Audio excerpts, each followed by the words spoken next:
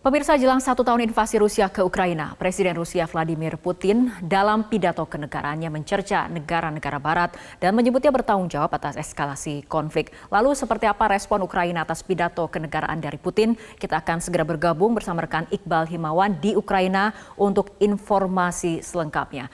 Iqbal, apakah sudah ada respon dari Presiden Zelensky terkait pidato kenegaraan yang disampaikan oleh Presiden Putin?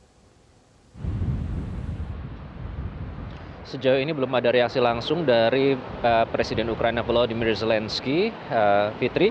Namun diharapkan nanti akan diberikan keterangan pers ya, karena hari ini kebetulan Perdana Menteri Italia Giorgia Meloni baru saja tiba di Kiev. Di sini baru saja tadi siang hari dengan menggunakan kereta.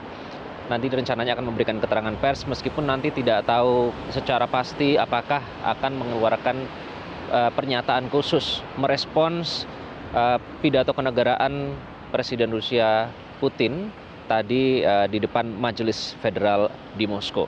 Sementara itu meskipun belum ada keterangan langsung atau pernyataan langsung dari Presiden Ukraina Volodymyr Zelensky, ada pernyataan dari beberapa tokoh, diantaranya dari pejabat tinggi kantor kepresidenan Presiden Zelensky, yakni Mikhailo Podolyak, yang menyatakan bahwa pidato Presiden Rusia Vladimir Putin ini tidak relevan dan membingungkan.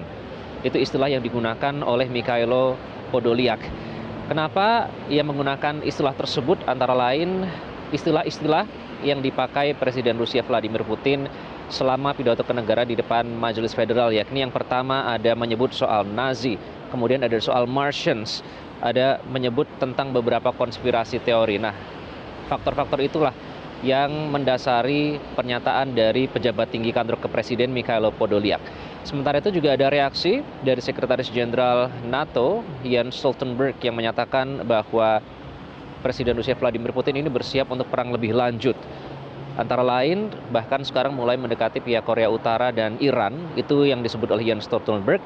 Dan juga Jens Stoltenberg menyatakan ada kekhawatiran terhadap kemungkinan keterlibatan atau bantuan militer dari Tiongkok yang saat ini tengah dalam kunjungan kenegaraan ke Moskow. Namun demikian beberapa waktu yang lalu ada pernyataan dari Presiden Zelensky, lebih tepatnya pada minggu yang lalu ya. Ini mengkritisi sikap dari Presiden Prancis Emmanuel Macron yang menemui Presiden Rusia Vladimir Putin. Ia menyatakan bahwa, atau Zelensky menyatakan bahwa pertemuan Macron dengan Putin itu adalah pertemuan yang sia-sia.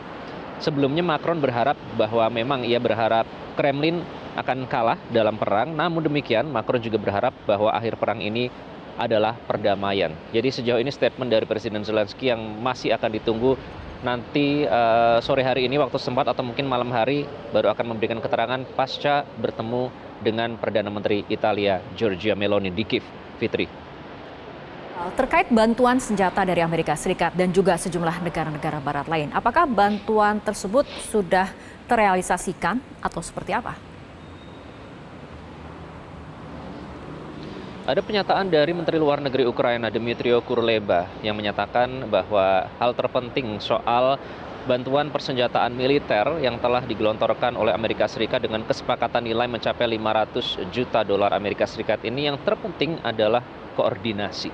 Nah, koordinasi ini dinyatakan oleh Dmytro Kuleba, menyatakan bahwa produksinya sudah ada, kemampuan distribusi sudah ada. Jadi tinggal faktor koordinasi saja yang dibutuhkan untuk menyalurkan bantuan persenjataan militer dari Ukraina menuju dari Amerika Serikat untuk bisa terdistribusikan ke prajurit Ukraina yang saat ini berada di medan perang. Dan sementara itu, tadi Dmytro Kuleba juga menyatakan bahwa saat ini peperangan atau prajurit Ukraina masih berjuang di daerah Svatove, Avdiivka, Bakhmut, Vuhledar, dan Orikhiv.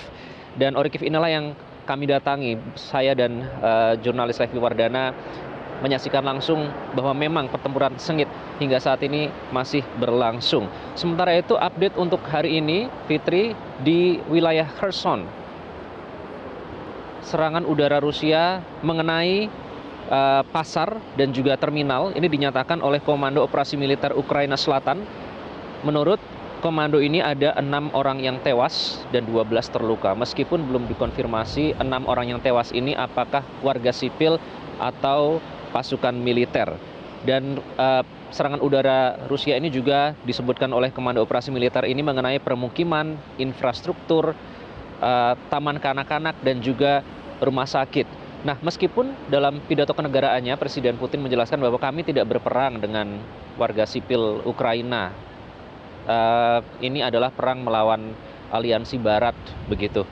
Namun kenyataannya di lapangan, jika nanti terkonfirmasi memang serangan udara di Kherson itu 6 tewas termasuk warga sipil, hingga saat ini nyawa warga sipil di Ukraina masih terancam akibat perang yang hingga saat ini masih berlangsung. Perang ini juga masih berkecamuk di daerah Bakhmut dan juga Kupiansk di daerah Kharkiv. Ini menurut data dari Institute for the Study of War. Terkait dengan Kupiansk di Kharkiv ini, kami sempat menemui salah satu prajurit di garda depan di Kharkiv yang bernama Sarah Gibson. Ia pada saat itu berjuang di garda depan dan menyatakan kekhawatirannya tentang daerah Kupiansk ini nanti akan dikuasai oleh prajurit Rusia, dan tampaknya kekhawatiran itu terbukti, Fitri. Kupiansk saat ini menurut informasi dari Institute for the Study of War sudah sedikit banyak dikuasai oleh militer Rusia. Fitri. Baik, terima kasih Iqbal Himawan atas laporan Anda langsung dari Ukraina.